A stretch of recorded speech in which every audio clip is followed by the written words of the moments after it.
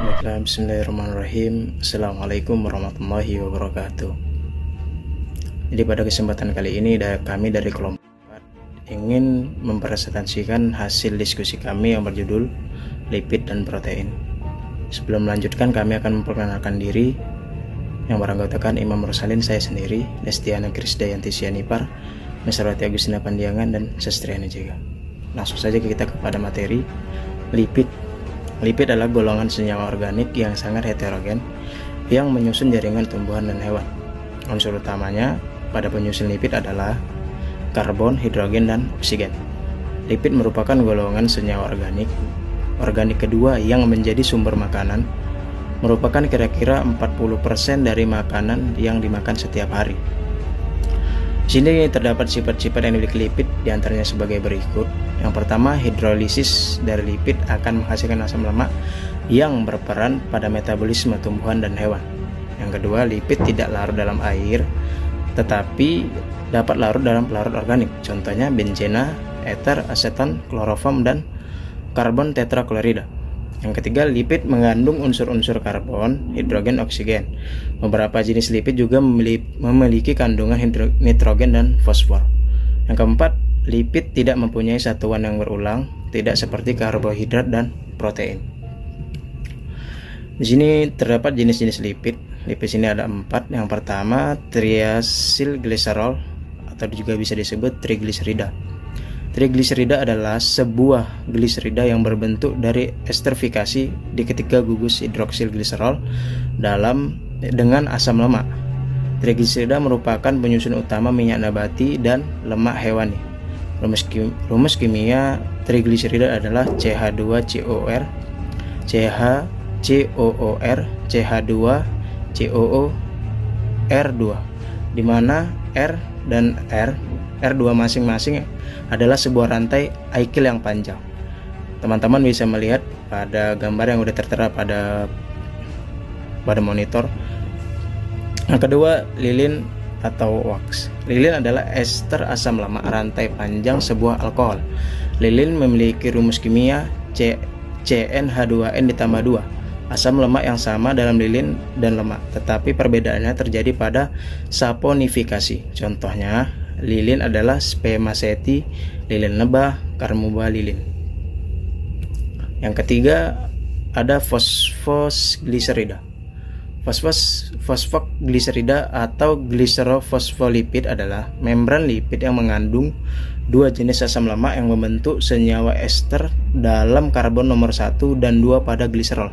Contohnya fosfoglycerida, fosfatidiletalamelamin, fosfatidilkolin, fosfatidilserin, fosfatidilinosid, dan kardiolipin. Yang keempat, sphingolipida.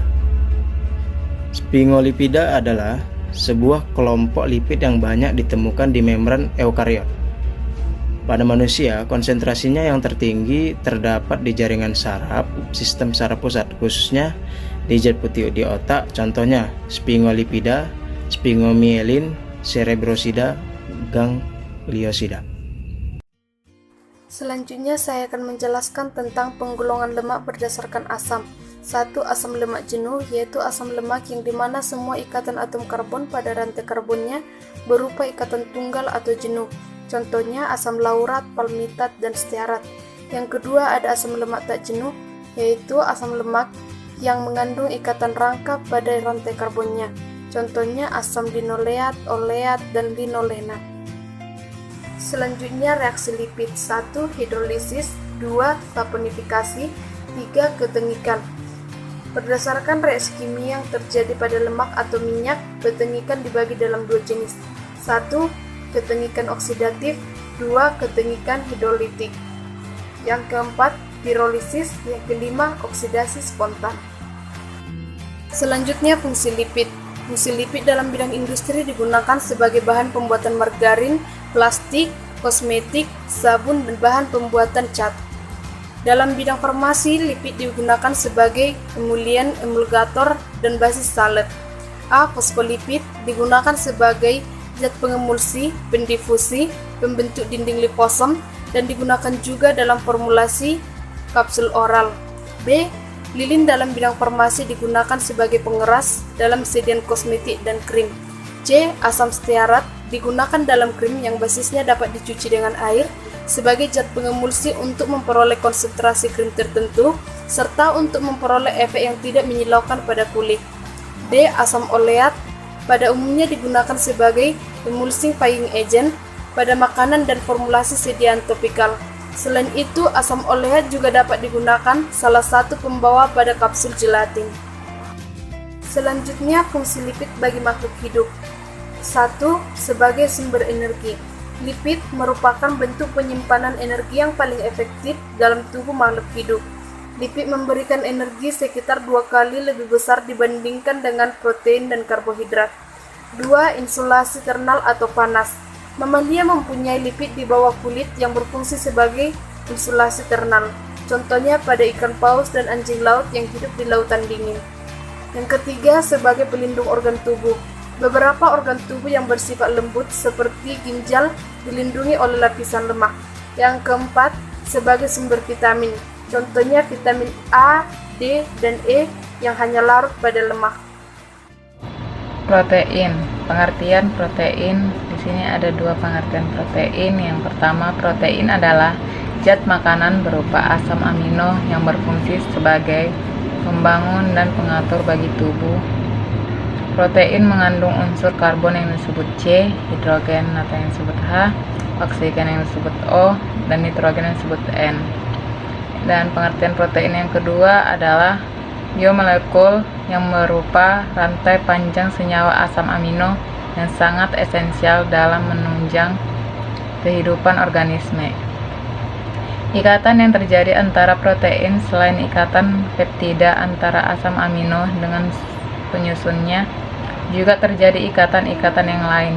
Ikatan ion pada protein juga terjadi jika di dalamnya terdapat gugus ion logam dan ikatan koordinasi. Misalnya ikatan koordinasi antara ion Fe3 positif dengan hemoglobin pada darah. Sifat protein dibagi menjadi 4, yaitu yang pertama sukar larut dalam air karena ukuran molekulnya yang sangat besar, dan yang kedua dapat mengalami koagulasi oleh pemanasan dan penambahan asam atau basa, dan yang ketiga bersifat amfoter karena membentuk ion zwitter pada titik isoelektriknya. Protein mengalami koagulasi sehingga dapat dipisahkan dari pelarutnya, dan yang keempat dapat mengalami kerusakan atau terdenaturasi akibat pemanasan. Pada denaturasi, protein mengalami kerusakan mulai dari struktur tersier sampai struktur primernya. Di sini ada klasifikasi protein yang dibagi menjadi 3. Yang pertama, protein bentuk serabut. Protein serabut adalah protein yang berbentuk panjang dan paralel dengan beberapa ikatan silang. Dan yang kedua, protein globular. Protein ini memiliki bentuk spiral atau globular dan larut dalam sistem air. Dan yang ketiga, protein konjugasi. Protein konjugasi adalah protein sederhana yang terikat dengan bahan-bahan non-asam amino. Jenis-jenis protein berdasarkan sumbernya. Protein dibagi menjadi 2 jenis, yaitu protein hewani. Protein hewani adalah protein yang berasal dari hewan, di mana hewan yang memakan tumbuhan mengubah protein nabati menjadi protein hewani. Contohnya daging sapi, daging ayam, susu, udang, telur, belut, ikan gabus, dan lain-lain. Yang kedua, protein nabati. Protein nabati adalah protein yang berasal dari tumbuh-tumbuhan, contoh jagung, kacang kedelai, kacang hijau, dan jenis kacang-kacangan lainnya yang mengandung protein tinggi. Berdasarkan bentuknya, protein dibagi menjadi 2 jenis, yaitu yang pertama protein fibrillar, yaitu protein yang berbentuk serabut. Protein ini tidak larut dalam pelarut-pelarut encer, baik larutan garam, asam basa, ataupun alkohol. Contohnya kolagen yang terdapat pada tulang rawan, miosin pada otot, keratin pada rambut, dan fibrin pada gumpalan darah. Yang kedua, protein globuler atau steroprotein, yaitu protein yang berbentuk bola. Protein ini larut dalam larutan garam dan asam encer, juga lebih mudah berubah di bawah pengaruh suhu, konsentrasi garam, larut asam, dan basah dibandingkan protein fibrillar. Protein ini mudah terdenaturasi, yaitu susunan molekulnya berubah diikuti dengan perubahan sifat fisik dan fisiologiknya seperti yang dialami oleh enzim dan hormon. Struktur protein. Struktur primer protein merupakan urutan asam amino penyusun protein yang dihubungkan melalui ikatan peptida atau amida. Frederick Sanger merupakan ilmuwan yang berjasa dengan temuan metode penentuan deret asam amino pada protein dengan penggunaan beberapa enzim protease yang mengiris ikatan antara asam amino tertentu menjadi fragmen peptida yang lebih pendek untuk dipisahkan lebih lanjut dengan bantuan kertas kromatografik. Urutan asam amino menentukan fungsi protein. Pada tahun 1957, Vernon Ingram menemukan bahwa translokasi asam amino akan mengubah fungsi protein dan lebih lanjut memicu mutasi genetik. Struktur sekunder protein adalah struktur 3 dimensi lokal dari berbagai rangkaian asam amino pada protein yang distabilkan oleh ikatan hidrogen. Berbagai bentuk struktur sekunder misalnya ialah sebagai berikut. Yang pertama, alpha helix yang disebut buntiran alfa, beta sheet atau lempeng beta, beta tran atau lekukan beta, gamma tran atau lekukan gamma. Struktur tersier yang merupakan gabungan dari aneka ragam dari struktur sekunder. Struktur tersier biasanya berupa gumpalan. Beberapa molekul protein dapat berinteraksi secara fisik tanpa ikatan kovalen membentuk oligomer yang stabil dan membentuk struktur kuartenar. Struktur kuartenar protein terbentuk ketika protein mengandung 2 atau lebih rantai peptida atau juga disebut subutenin dengan struktur primer, sekunder, dan tersier. Contoh struktur kuartenar yang terkenal adalah enzim Rubixo dan insulin. Lanjutkan menjelaskan analisis protein. Reaksi-reaksi untuk mengidentifikasi asam amino dan protein. Yang pertama ada reaksi Sakaguchi.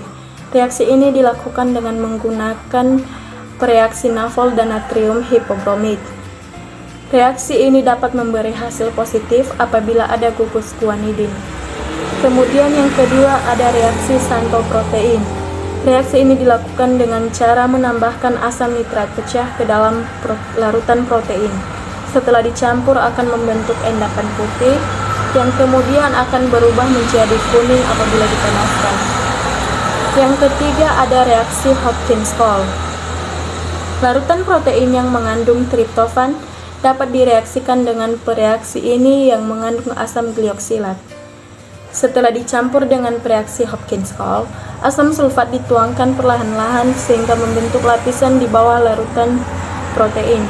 Beberapa saat kemudian akan terjadi cincin ungu pada batas antara kedua lapisan. Reaksi Hopkins-Cole ini memberi hasil positif khas untuk gugus indol dan protein. Kemudian reaksi Milon. Reaksi Milon dibuat dengan cara mencampurkan larutan merkuro dan merkuri dalam asam nitrat. Hasil pencampuran akan menghasilkan endapan putih yang dapat berubah menjadi merah oleh pemanasan. Kemudian ada reaksi natrium nitroprosida. Reaksi ini dalam larutan amoniak akan menghasilkan warna merah dengan protein yang mempunyai gugus SH bebas. Kemudian yang terakhir, metode buret. Dalam hal ini metode buret dilakukan dengan cara membuat alkalis larutan protein NaOH kemudian ditambahkan CuSO4. Pada dasarnya pengujian ini dilakukan untuk menunjukkan adanya senyawa-senyawa yang mengandung gugus amida asam yang berada bersama gugus amida yang lain. Kemudian aplikasi protein di bidang farmasi. Yang pertama, botox. Botox adalah protein yang merelaksasi otot untuk mengurangi kerutan dinamis, yaitu kerutan yang terbentuk ketika kita bergerak yang terjadi kontraksi otot.